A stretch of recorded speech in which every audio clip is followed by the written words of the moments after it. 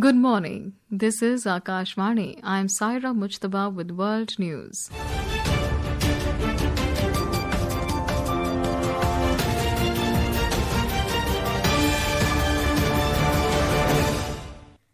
The headlines. India and China agree to continue their work in seeking political settlement of boundary question for overall and long-term interests. Finance Minister Nirmala Sitharaman arrives in Toronto on a 4-day visit to Canada. Canada announces retaliatory tariffs on U.S. goods worth about $20 billion. U.S. President Donald Trump says U.S. Navy has cleared the Strait of Hormuz of all mines laid by Iran. And R. Pragyanand cruises into finals of Grand Chess Tour's last leg after 19-9 win over Germany's Vincent Keimer.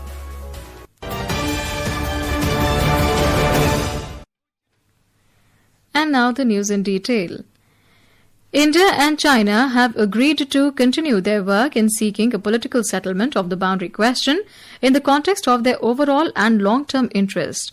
National Security Advisor Ajit Doval highlighted the importance of maintaining peace and tranquility in the India-China border areas for the continued development and progress of bilateral ties between the two countries.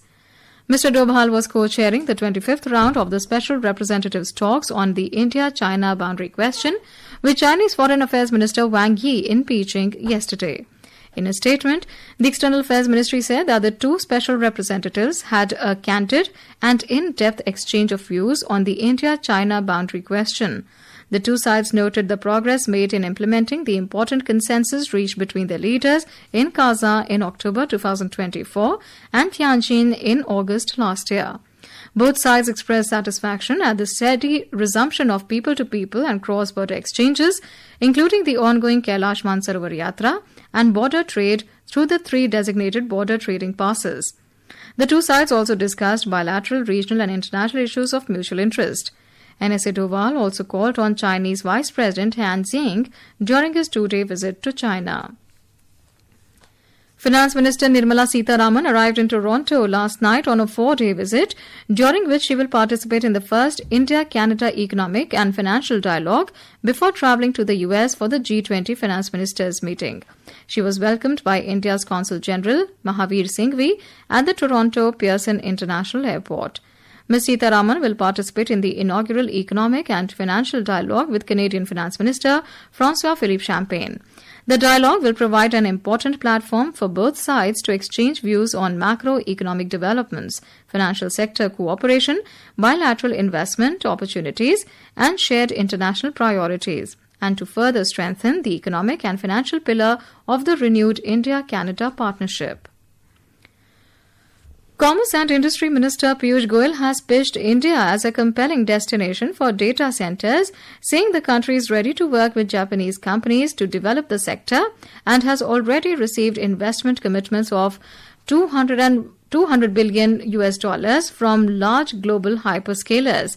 Mr. Goyal said this during his meeting with Japanese Minister of Economy, Trade and Industry Akazawa Ryoshi in Tokyo yesterday. Mr. Goyal said the partnership with Japan could be summarized around 4 pillars of increasing trade, strengthening technology cooperation, boosting investments and promoting tourism. Earlier in the day, Mr. Goyal addressed representatives of Japanese semiconductors and artificial intelligence firms in Tokyo.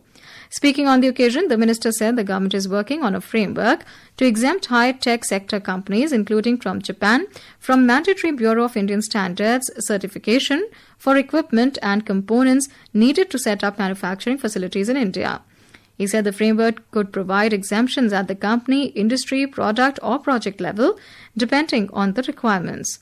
He said the objective is to ensure timely availability of equipment, goods and services for high-tech companies setting up manufacturing operations in India and support the government's Make in India initiative. Mr. Goyal said India is a large and growing electronics market and its semiconductor demand is expected to grow up to $150 billion by the year 2032. This is Akashvani. You're listening to World News. We bring you the top international news and updates from around the globe. Welcome back. Canada has struck back at the United States with retaliatory tariffs on about $20 billion worth of American goods, including steel, dairy products, appliances, and farm equipment, as the trade war between the two countries escalated sharply. A report.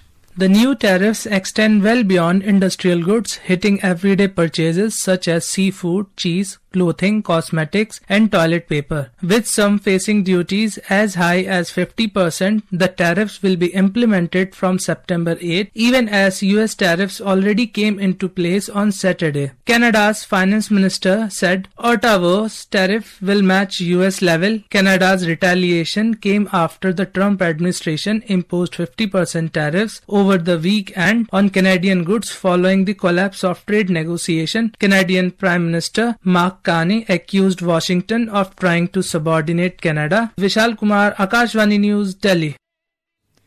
US President Donald Trump has said that the US Navy has removed or detonated all mines in the Strait of Hormuz, the vital waterway which Iran has largely closed since the beginning of the war in West Asia. In a post on his Truth Social platform, Mr. Trump said that Iran has been notified that any ship or boat placing new mines will be immediately and systematically destroyed. There is no comment from Iran. Closure of the strait has caused wild fluctuations in the price of oil on world markets. Trump has often said the US has control of the area, but Iran has fired against vessels it says have sought to cross without its permission.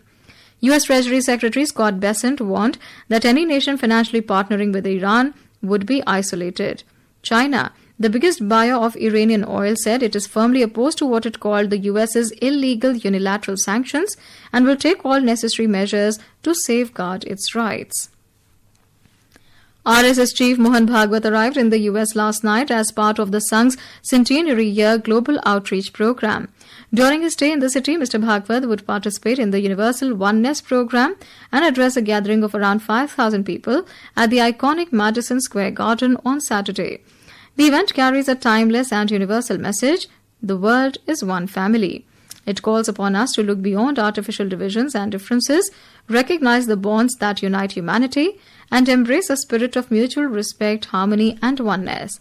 The Universal Oneness celebration by Ahead Forum, which is hosting Mr. Bhagwat, said in a post on social media. Mr. Bhagwat is visiting the US, Canada, and Britain as part of the Sangh's Centenary Year Global Outreach Program. Dolly Parton, the country music icon whose soaring vibrato vocals, poignant songwriting, and sparkling costumes defined her rise from a log cabin in the Tennessee mountains to the height of stardom and acclaim, has passed away. She was 80 years old. Known for her curvy physique, massive blonde wigs, and skin-tight outfits that served her self-deprecating wit, she was among the most beloved personalities in music and beyond. The rare celebrity whose appeal transcended generations, geography, and politics. She wrote hundreds of songs, including classics like Jolene, Coat of Many Colors, and I Will Always Love You, that totaled more than 100 million worldwide sales and more than 1 billion online streams.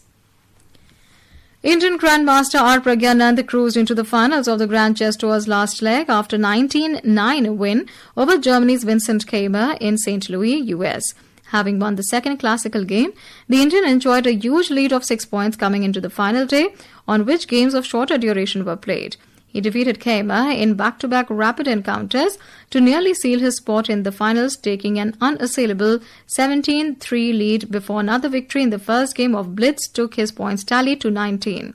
Pragyanand will take on pre-event favourite and defending champion Fabiano Caruana of the US in the event finale. The top 3 finishers will automatically qualify for next year's Grand Chess Tour. And now, before we close, here are the highlights of the bulletin. India and China agree to continue their work in seeking political settlement of boundary question for overall and long-term interests. Finance Minister Nirmala Sitharaman arrives in Toronto on a 4-day visit to Canada. Canada announces retaliatory tariffs on US goods worth about $20 billion. US President Donald Trump says US Navy has cleared Strait of Hormuz of all mines laid by Iran. And R. Pragyananda cruises into finals of Grand Chess Tour's last leg after 19-9 win over Germany's Vincent Keimer. That's all in world news. Stay tuned to Akashvani.